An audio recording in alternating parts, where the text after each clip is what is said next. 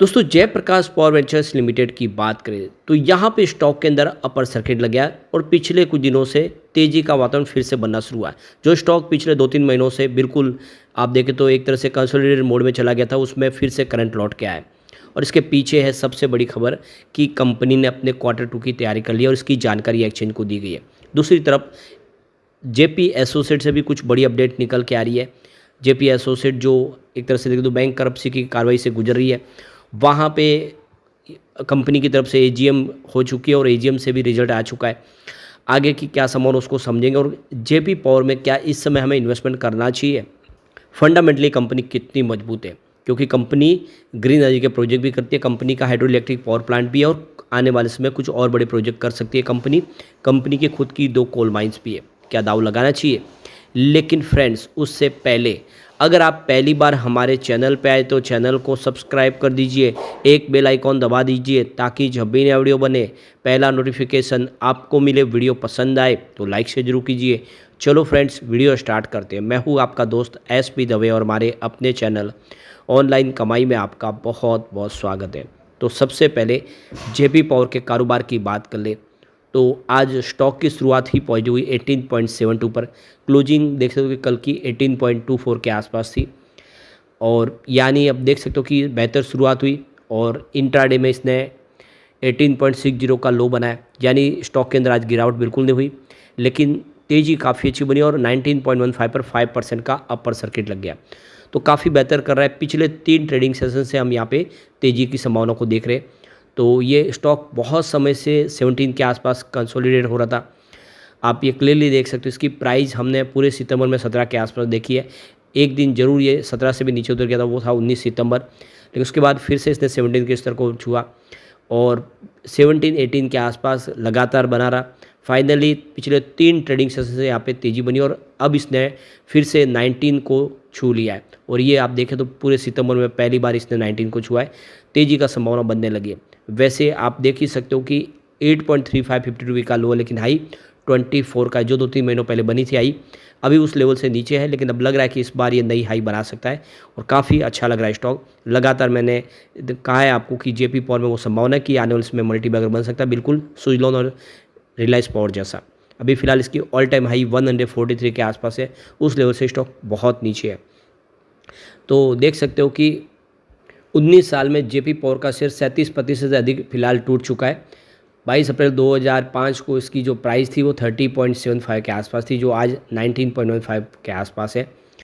वैसे 4 जनवरी 2008 को ये 137 के ऊपर था और उस हिसाब से ये लगातार गिरा 2008 से। तो आपको पता ही होगा कि मार्केट में भारी क्रैश आ गया था, सभी स्टॉक धराशायी हो गए, चाहे वो रिलायंस पावर हो, जेपी पावर हो, सुजलॉन एनर्जी हो, ऐसे सारे स्टॉक नीचे आए। उस समय ये स्टॉक भी नीचे आ गया और एक समय 4 रुपये से भी नीचे आ गया था।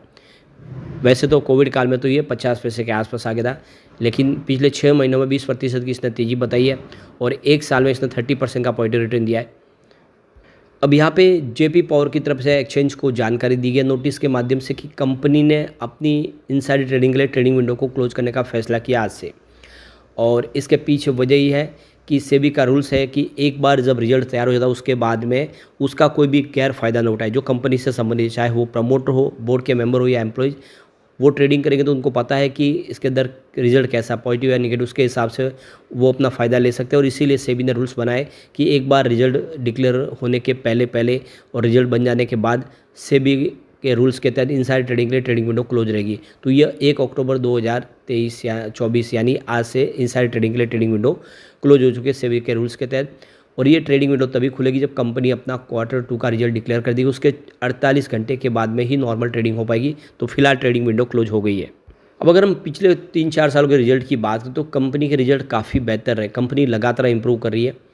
मार्च 2022 में सेल्स 4,625 करोड़ के आसपास था, जो मार्च 2023 में बढ़ के 5,787 करोड़ तक पहुंच गया और मार्च 2024 में 6,763 करोड़ तक पहुंच गया, जो इस TTM 6,810 करोड़ तक पहुंचा है। यानी लगातार हर साल सेल्स बढ़ रहा है, यानी बिजनेस यहाँ से ग्रो कर रहा है, न कि इसमें कोई गिरावट देखने को मिल रही है। वैसे कंपनी के खर्च में भी वृद्धि हुई है। 3512 करोड़ का खर्च था मार्च 2022 में, जो देख सकते हो कि मार्च 2023 में करीब 4,666 करोड़ तक पहुंच गया और मार्च 2024 में सेल्स बढ़ने के बावजूद भी इनके खर्च में कटौती हुई है। 4,527 करोड़ का टोटल खर्च था, जो इस टीटीएम 4,305 करोड़ के आसपास है। ये कंपनी की सबसे बड़ी जीत है। पिछले 2 सालों से कंपनी का रिवेन्यू बढ़ रहा है, लेकिन खर्च में कटौती हो रही है। एक तरह से देख सकते हो, ये कंपनी ने अपने खर्च पे काफ़ी ज़्यादा कंट्रोल कर लिया है।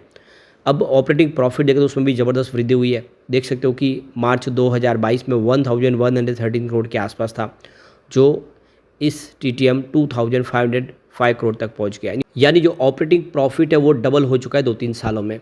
अदर इनकम फिलहाल 235 करोड़ के आसपास थी मार्च 2022 में, इस बार -55 करोड़ है। तो माइनस होने की वजह से जो प्रॉफिट था उसमें 55 करोड़ की कमी हुई है। अब नेट प्रॉफिट की बात कर ले तो मार्च 2022 में 107 करोड़ के आसपास था, जो मार्च 2023 में घट के 55 करोड़ के आसपास रह गया। लेकिन मार्च 2024 में 1022 करोड़ का ज़बरदस्त प्रॉफिट हुआ। इस टीटीएम 1179 करोड़ का ज़बरदस्त प्रॉफिट हुआ है। तो प्रॉफिट में बहुत भारी उछाल देखने को मिला। जहाँ पे 3-4 साल पहले 100 करोड़ के आसपास प्रॉफिट था, कंपनी का प्रॉफिट अब 4 डिजिट में चला गया। 1180 करोड़ का भारी भरकम प्रॉफिट हुआ है। तो ये क्लियरली दिख रहा है कि बहुत ही बेहतर किया कंपनी ने। ईपीएस में ज़बरदस्त वृद्धि हुई है। 0.16 रुपीज़ के आसपास था मार्च 2022 में, जो इस टीटीएम 1.72 रुपये तक पहुंच गया है। तो वाकई में कंपनी ने कमाल किया है। अब कंपनी के पिछले 10 सालों के सेल्स ग्रोथ देखें तो 10 ईयर के हिसाब से 9% था, जो 5 ईयर के हिसाब से बढ़ के 12% हो गया, और 3 ईयर के हिसाब से बढ़ते हुए 27% हो गया, और इस टीटीएम 20% है। तो काफ़ी अच्छा सेल्स ग्रोथ बढ़ा है। अब प्रॉफिट ग्रोथ की बात करें तो 10 ईयर के हिसाब से 46% था, 5 ईयर के हिसाब से थोड़ा सा घट के 40% हो गया, 3 ईयर के हिसाब से 98% था, लेकिन इस टीटीएम 21,842% का ज़बरदस्त जंप देखने को मिला है। तो बहुत ही ज़बरदस्त वृद्धि हुई है प्रॉफिट ग्रोथ में। CAGR भी ज़बरदस्त रहा है। पिछले 10 साल में 4% रहा है, तो 5 ईयर के हिसाब से बढ़ के 65% हुआ, 3 ईयर के हिसाब से हल्का सा घट के 63% हुआ, लेकिन इस टीटीएम 1 ईयर के हिसाब से देखें तो 78% है। अब रिटर्न और इक्विटी देखें तो 10 ईयर के हिसाब से -3% था, 3 ईयर के हिसाब से 5% था पॉजिटिवली, लेकिन लास्ट ईयर 13% है। तो सारे आंकड़े उत्साहवर्धक है, जो इशारा करे कि दाव लगाना चाहिए। अब यहाँ पे SWOT को एनालिस करें, यानी स्ट्रेंथ वीकनेस देखें तो यहाँ पे आपको स्ट्रेंथ 7 दिखाई देगी, इसमें वीकनेस मात्र 2 है, अपॉर्चुनिटी 3 है, थ्रेड्स 1 भी नहीं है। यानी इसके जो पॉजिटिव पॉइंट है वो 10 है, सामने वीकनेस मात्र 2 है। इससे क्लियरली समझ में आ रहा है कि इसमें आप दाव लगा सकते हैं। जेपी पावर आने वर्ष में आपको बेहतर रिटर्न दे सकता है। अब जेपी एसोसिएट की बात करें तो कंपनी के ऊपर बैंक्रप्सी की जो है कल तलवार तो लटक ही रही है, इसके ऊपर सारी कार्रवाई हो रही है, लेकिन फिर भी उसके बावजूद भी आज अपर सर्किट लगा है, 6.72 पर स्टॉक आया। और इसके पीछे वजह यह है कि कंपनी की कल AGM हुई है, और जिसमें बहुत सारे रेजोल्यूशन पास किए गए। तो 30 सितंबर को 11:30 बजे VC के माध्यम से ये इनकी एनुअल जनरल मीटिंग हुई है, जिसमें कुछ प्रस्ताव पास किए गए। तो 31 मार्च 2024 का रिजल्ट शेयर होल्डर के सामने रखा गया और इसको ऑर्डिनरी रिजोल्यूशन के माध्यम से पास किया गया। इसके अलावा जो सेकंड स्पेशल रेजोल्यूशन था, जिसमें श्री जयप्रकाश गौर जो डायरेक्टर है कंपनी के, वो रिटायर हो रहे थे और उन्होंने फिर से अपनी रीअपॉइंटमेंट के लिए यहाँ पे प्रस्ताव रखा था, जिसको पास किया गया। इसके अलावा ऑर्डिनरी रेजोल्यूशन था, कॉस्ट ऑडिटर की जो सैलरी है उसको देने के लिए प्रस्ताव को पास किया गया। श्री पंकज गौर जो रीअपॉइंटमेंट हुई है उनकी मैनेजिंग डायरेक्टर के पद पे, उसको प्रस्ताव को भी पास किया गया ऑर्डिनरी रेजोल्यूशन के माध्यम से। इसके अलावा श्री पंकज गौर यहाँ पे मैनेजिंग डायरेक्टर की तरफ पे उनका जो 10 ईयर 1 ईयर उसको स्पेशल रेजोल्यूशन के माध्यम से बढ़ाया गया। और यहाँ पे नवीन कुमार सिंह की रीअपॉइंटमेंट हुई है।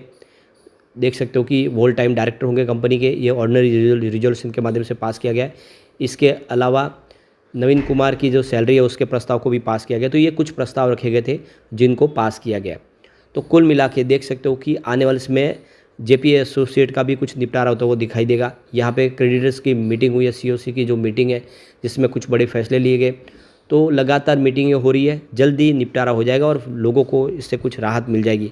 लेकिन लॉस बहुत ज़्यादा हुआ। एक समय जो 300 के आसपास स्टॉक था वो 6 रुपये के आसपास आया, तो नुकसान तो हुआ है।